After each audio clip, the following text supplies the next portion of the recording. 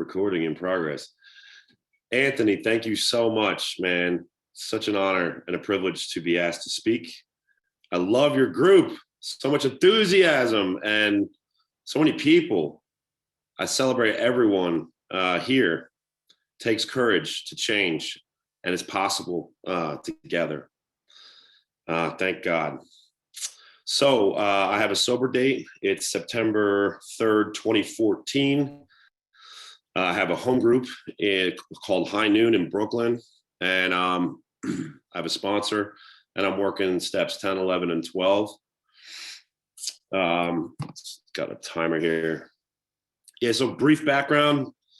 I was like a straight A student, pretty good kid, and then started getting drunk on the weekends, whatever, 13. And within less than 6 months, I was drunk and high all day long, and unwittingly just sacrificed everything else in my life for this newfound feeling of freedom that I wasn't really thinking about. I was just going for it all day, every day. Am I allowed to curse? I get excited. All right. Whatever. I got in trouble right away. I never really got arrested, but my parents, took me to psychiatrists, and I flicked them off, and their professional opinion was to get me help. And I was in juvie and, psych wards for kids, and didn't find that very helpful. I was very offended by that. And I was a kid, it sucked a lot. What I didn't realize then is that there were people doing the best they could to try to help me. So I mentioned that because I had a real resistance to help, and being diagnosed things felt kind of like, I don't know, like like I was a lab rat or something when I was a kid. I didn't appreciate that setting. I wasn't willing. I wasn't voluntarily there for help. I felt like a victim and alone and abandoned. So, got out. And after I was 21, kind of bullshitted myself into thinking like, oh yeah, I'm drinking at a bar. I got a car. I got a job. I got a this. I got a that. I'm fine. I'm not an alcoholic or drug addict because I don't know why, but I just didn't want the help, and I'm 39 years old now. I got sober when I was like 31. So for 17 years, from the first time I went to my first meeting, I was 15 years old. So till 17 years later, which is the onset of my sobriety, I found a variety of reasons to resist, what the program was offering me. Initially, I felt like a victim. I thought you guys were a cult. I thought you were brainwashed, were trying to brainwash me. One time I was in rehab and I literally rewrote the steps. I was about 18 years old, and they would just let me talk about this. I don't know why. Anyway, I wasn't interested in getting help. I had answers. I was younger, and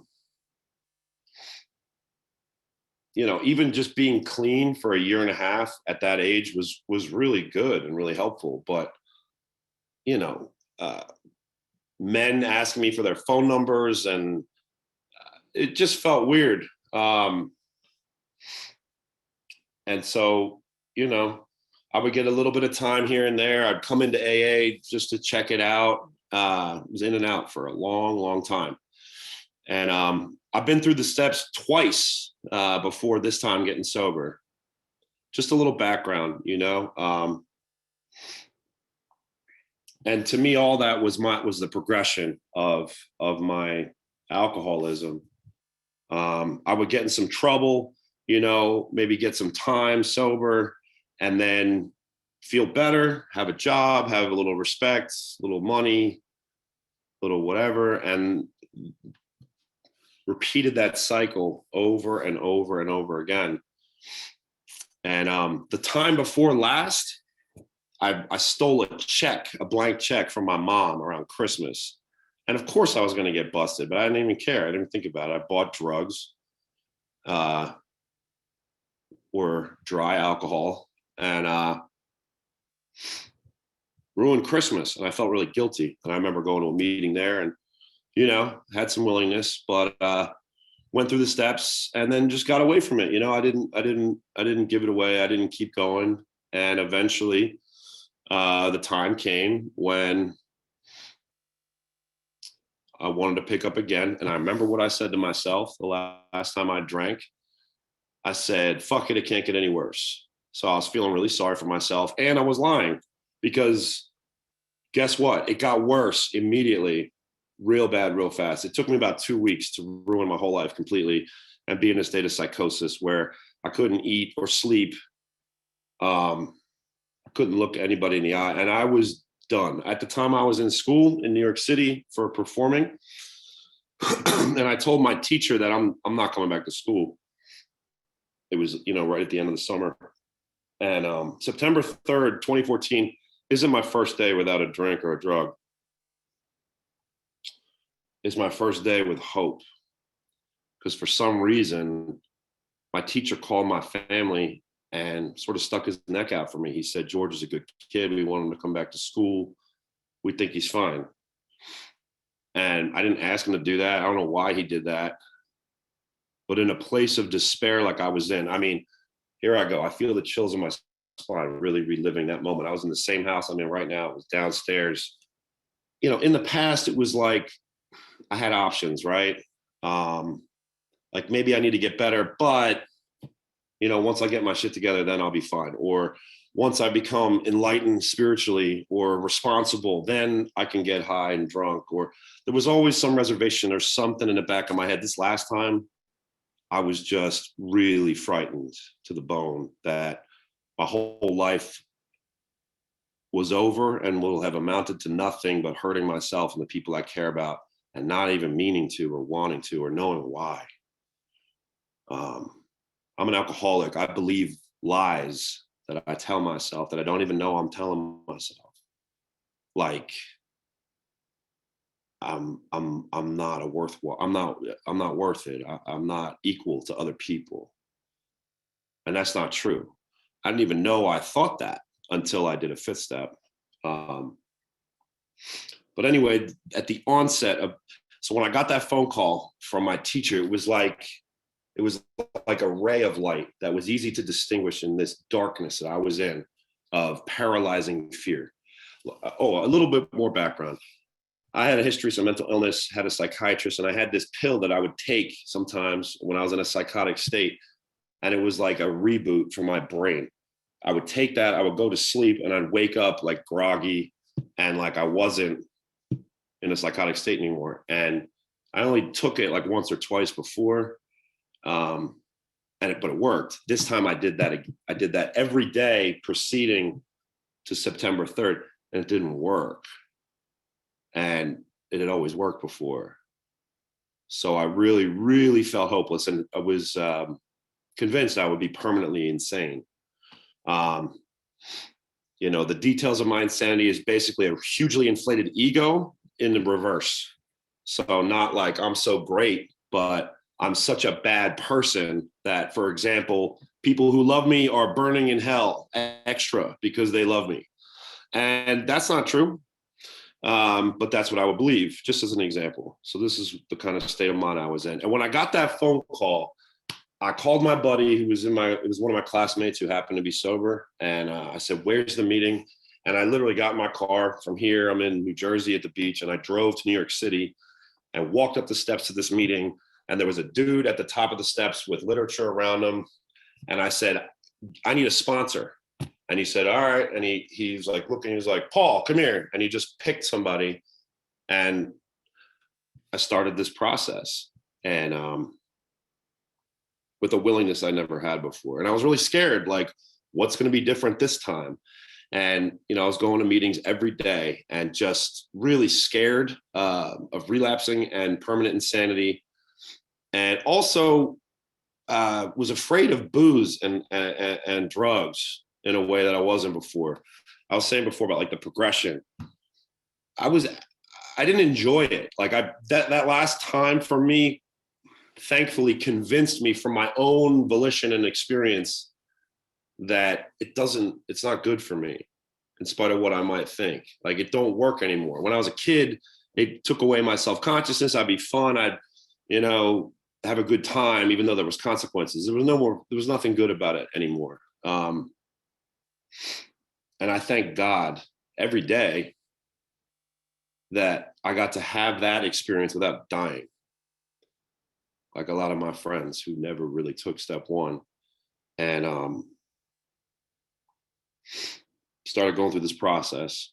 I started putting chairs away and wondering what this has to do with not drinking. I started calling 3 alcoholics a day because my sponsors suggested it, not knowing what that had to do with not drinking. Started going to meetings every day. Started praying to a God that I thought didn't have ears, but did it anyway because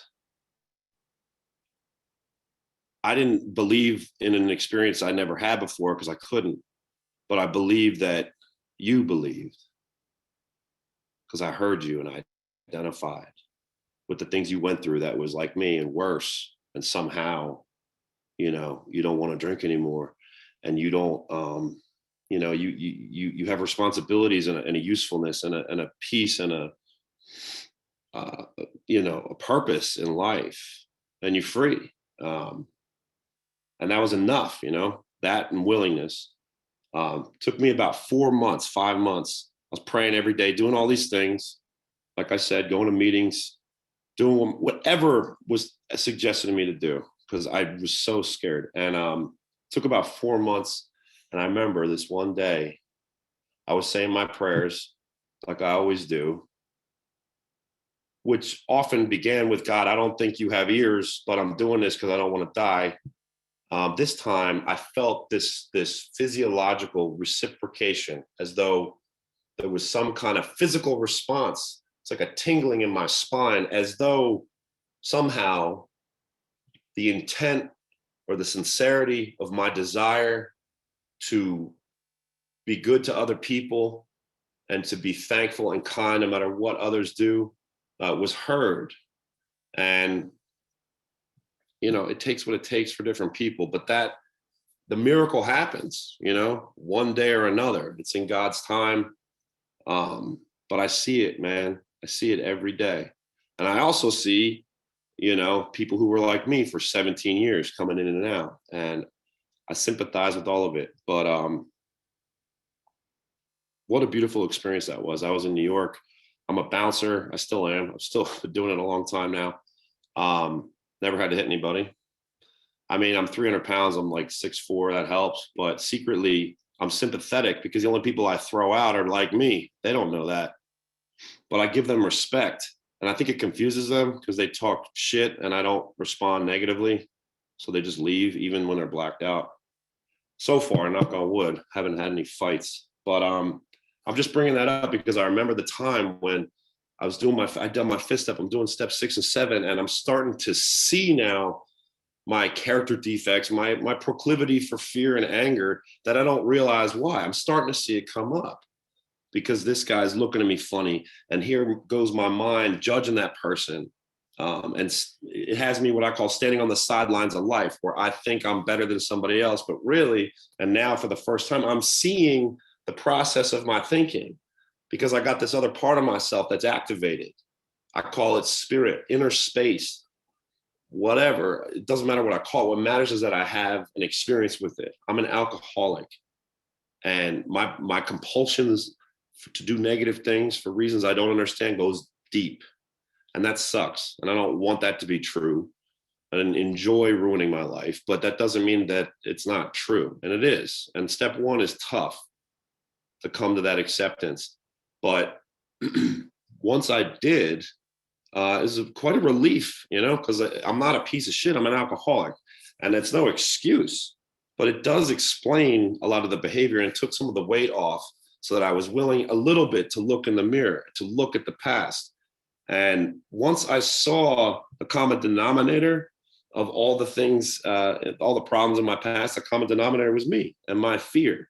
I began to start seeing that coming up when I was having problems day to day at work, wherever, on the streets. New York was a great place to get sober. I got invited into people's misery very often. So it was like a gauntlet, I felt like, socially, to practice these principles of kindness, tolerance, and learning how to tell the truth without being angry is challenging, and it's not something I thought was possible. But it is today, as a direct result of this program and practicing these principles to the best of my ability. I'm so encouraged and happy to be here, to see so many people. And Anthony, man, crosstalk, but I mean, seeing my friend, seeing the light come on him in this dude's life, man, is such a gift. Now here it is. Now I'm feeling the tingles in my spine, even though we're on Zoom. Because it's real. There's so much that I didn't know and still don't know. That doesn't mean it's not true. That's positive about us, about life, about me, about you. There's negative forces, resentment, that's just me wanting to drink. And I put the drink down, and then my problem is sobriety and learning to just recognize the truth without judging myself or judging other people. I don't have to. And having a relationship with a power greater than myself, doesn't matter what I call it, it's real. There is a source of life. There is some force animating my life. I am not beating this heart. I am a galaxy of trillions of cells. But most of the time, what I'm thinking of is, I'm George, I'm 39, this happened, I hope this happens. All this stuff that it's like on the pie of like the totality of my life is like a sliver. And when I can think about what I'm thinking about, and what I'm thinking about is nothing, I can become conscious. I love step 11. And I was meditating right before this because I hope to carry a message. I'm not trying to promote this thing. We live, I can't explain it, but that doesn't mean that it's not real. I think it is scientific. The difference between this and like a science experiment is that you become the subject and the object of the experiment yourself. It's your life, and there's nothing more valuable or important to you or worthwhile, even if you don't think so. And we can live ourselves into a new state of being. There's a fact. And, if your life sucks because of drugs and alcohol, may you be compelled to act on behalf of your better self in spite of your difficulties. I feel for you. You are not alone. We are not alone. There are millions of us around the world. And I thought I was alone and permanently fucked. And it's not true. It's a lie. But I can't believe an idea. I have to live into it. And that's what the program teaches me to do, if that's what I want. And that's what I want.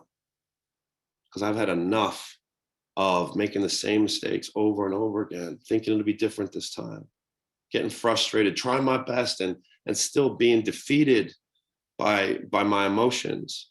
There is more to me than what I think. And to you too, and to the world. And living into that works.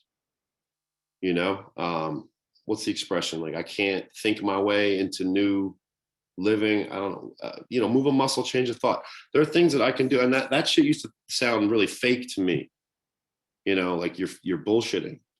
But if I go like this, yes, with a big smile, and I move, even if I'm in a bad mood, that changes the chemistry in me. And you can call me fake, but I don't want to die. I don't want to drink. I don't want to live the way I did. And I don't have to. And neither do you. And all we need is willingness. That is the most important thing. We don't have to figure it out. That's part of my problem, trying to control things.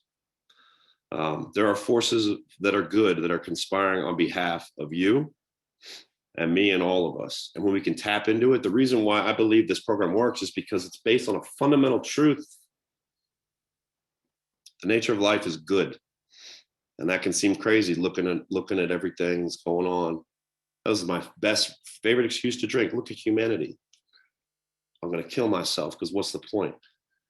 There are good people, and we get to live with them. We get to become them, And if you're like me, 12-step program is a perfect, beautiful means for it. I should probably stop talking now. It's been about 20 minutes. But thank you very much for letting me share. I hope that I brought a message that was useful to somebody. And I look forward to getting to know you guys. Thank you.